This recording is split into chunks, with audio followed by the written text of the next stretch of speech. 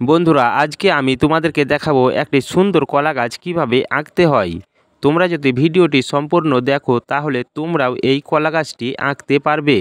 তাই বন্ধুরা, ভিডিওটি সম্পূর্ণ দেখো আর মজার ড্রয়িং শিখতে থাকো। দেখো বন্ধুরা, কিভাবে একটি কলা গাছ আঁকতে হয়। তোমরা যদি এই ভিডিওটি সম্পূর্ণ দেখো তাহলে আমার বিশ্বাস তোমরাও এই কলা গাছটি আঁকতে পারবে।